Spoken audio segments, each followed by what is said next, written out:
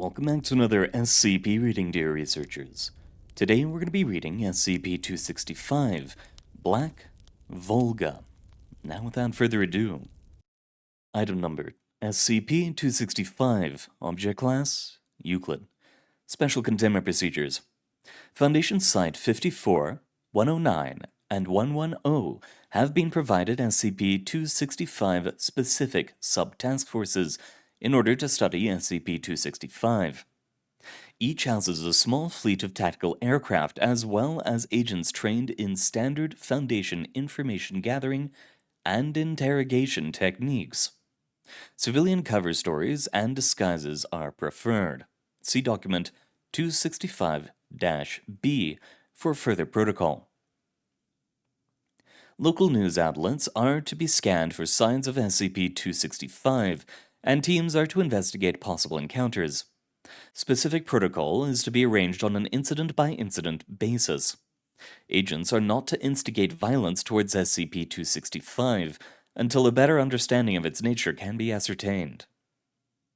Description: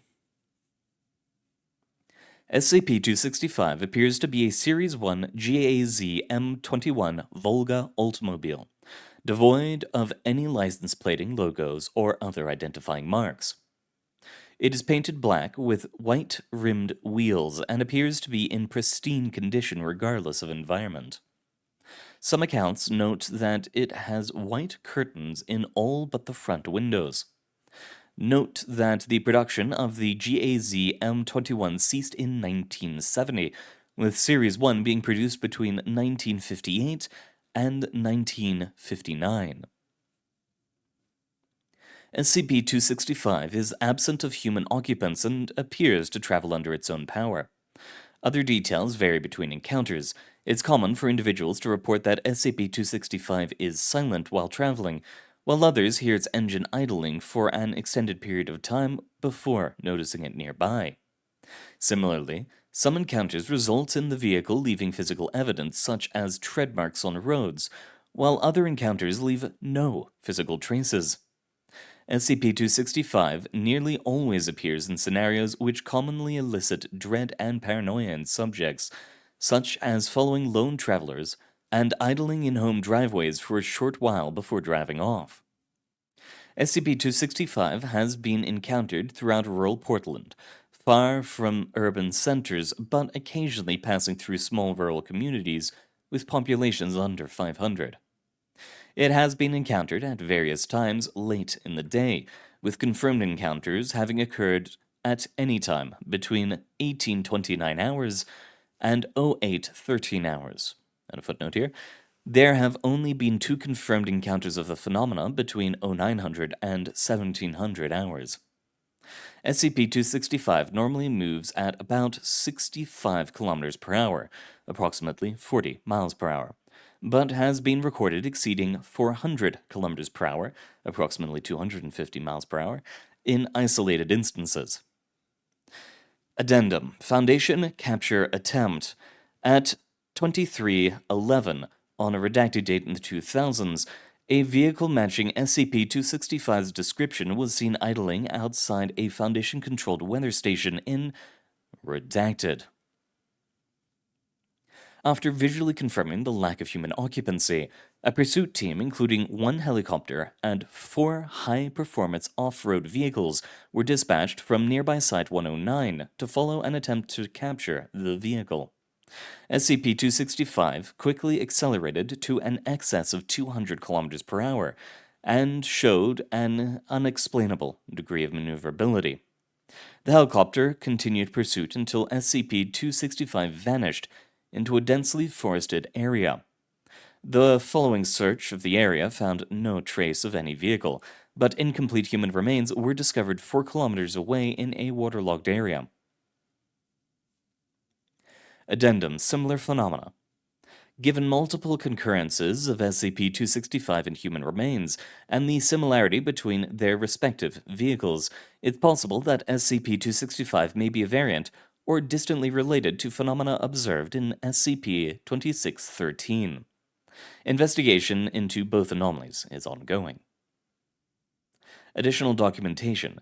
Below is attached a translated series of excerpts collected from civilian sources, including audio interviews, law enforcement, news outlets, and personal diaries. The list is incomplete. See Dr. Seidelman for access to full records. Open file SCP-265, sample of assorted records, 1960 to present. Record, Incident Transcript 265-1973-4/3.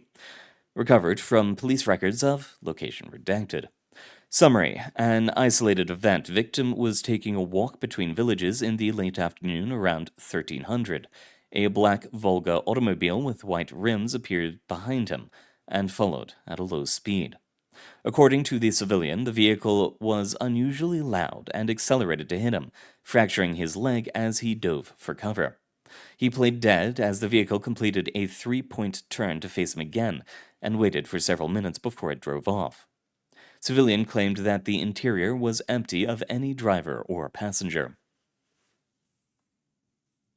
Record, Diary of a Civilian, 265-1974-8/11. Excerpt recovered from archives of Redacted. Unusual event. We pursued the Volga for 9 minutes in 2 cars, during which it led us further from the town. It was growing dark, but we were confident that we could catch it. Pitek shot at it, but he missed, or the car was bulletproof. He swears that he did not miss. It then turned sharply to the right and drove into the lake. We stopped and began writing the report on the side of the road.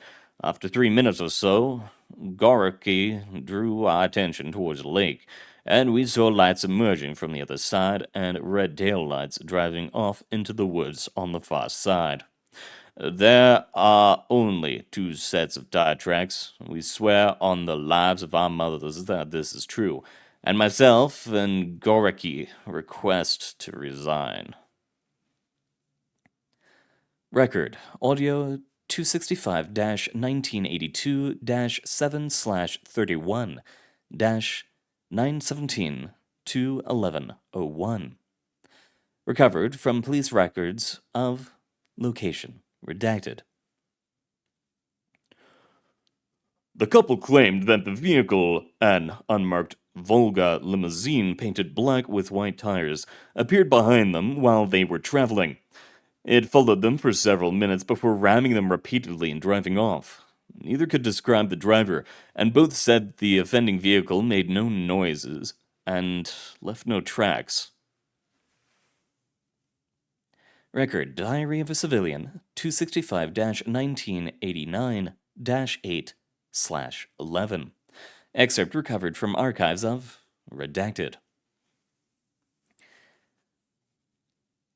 I awoke just past midnight and walked downstairs to fetch a drink of water. Once downstairs, I noticed lights through the window.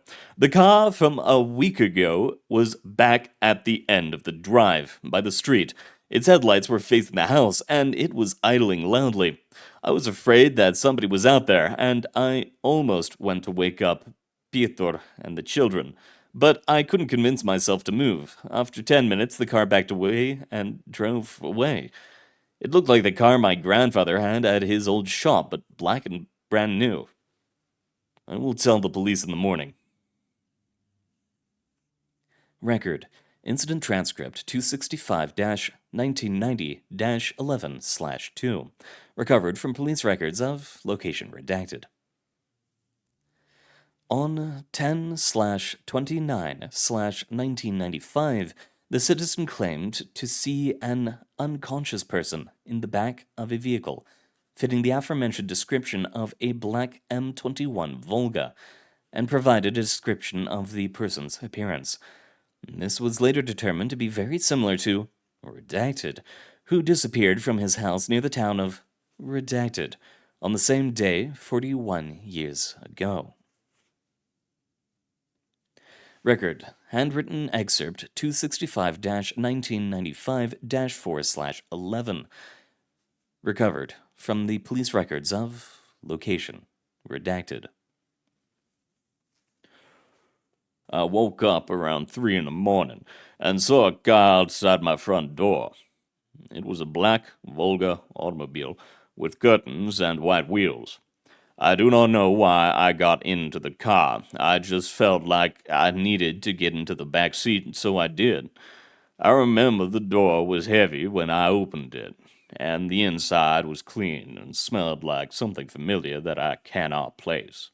I don't remember anyone else in the car. I remember seeing water out in front of me in the headlights, and I was moving towards it, and the lights all went out, and I felt the car crash into it and go under. I held my breath as the water came over my head, and opened my eyes and saw terrible things. Everything was so quiet. Things watched me with sad faces in the dark. There were so many. They touched me, and I could see them begging me to. Illegible.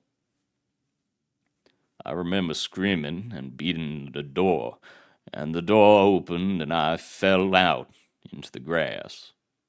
I remember spitting water, and somebody finded me a little while later, and I fell asleep in the car to the hospital.